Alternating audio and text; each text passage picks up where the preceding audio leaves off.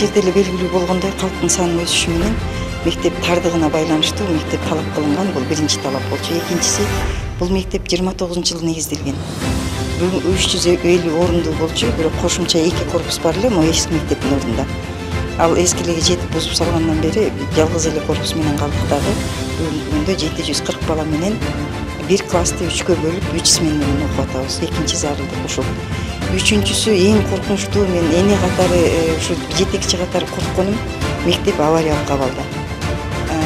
Жана азыркы жазгы өзгөчө кырдаалдардагы кырсыктарды көрүп, менде уйку жок болуп атат. Кайсыл күнү кайсы жагынан эмне болуп кетет деп.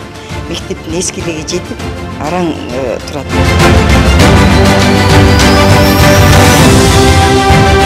Кышында суукта жасалып калды, ошол объемдар айтканбыз суукта токтотуп тургула депчи. Анан кийин шашылыш болгондон булар бизден уруксат жасаган, азыр ошолордун баары сиз айткандай ошондой жыйынтыгын берип азыр жасатып атасыз. Кетирген кемчиликтерин өзлөрү милдеттүү түрдө оңдош көзөмөл болот. Көзөмөл деп ансыз мектеп тапшырылат.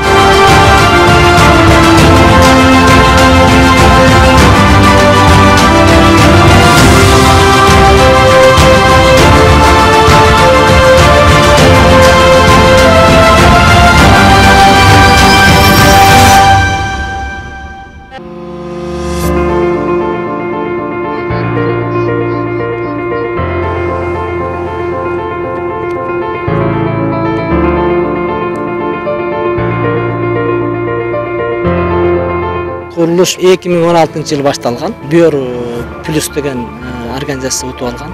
Азыркы убакта курулуштун акча, өкмөттүн акча бөлүнүшүнө карата жүрүп атты. Муну азырдагы бир аз жумуштары, материалдар келет. Буюрса үстүн жапканга аракет кылабыз. Экинчиден азыр бизге дагы ушуну бүтүшүнө 35 миллион эски смета менен керек болот. Азыркы жаңы расценка менен андан да көп болушу мүмкүн. Күтүп жатабыз. Ошол бизде эми буюрса акчабыз, каражаты болсо 1 жыл бүткөнгө аракет кылабыз.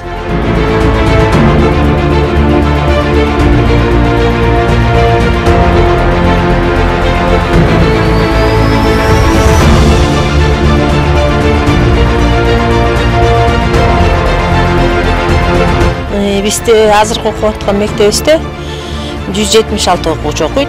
Даярдоо менен ушунда 276 окуучу. Авариялык абалда да 2013-жылы чыгарган. Ошо менен 2015-жылдан бул жак башталган да, жер пайыгы асыл. Ошол жылдан бери бүтпөй келе жатат. Анан бул жактын 80% бүттү деп сүйүнүп турабыз. Эми бир аз акчасы бөлүнсө, толук сентябрга кирип калсак жакшы болмок да.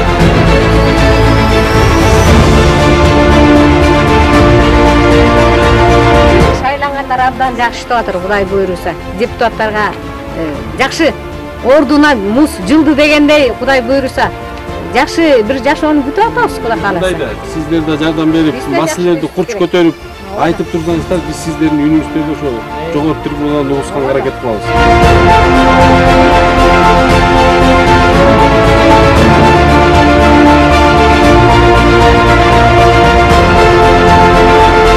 Эми мен маселелер боюнча кышында да келип кеткем. Эсиңиздерде болсо ошол январдын аягында быйылды журналистке кирбей калган соц объектилер болчу. Эми дагы өзүмдүн жеринен көрүп кетейин деп дагы келип атам. Себеби дегенде Нанаев орто мектебинин дагы 95-тен ашык проценти мынакей бүтүп калган. Ошол дагы бүгүнкү күндө мынакей келсем дагы деле бүтө элек экен да.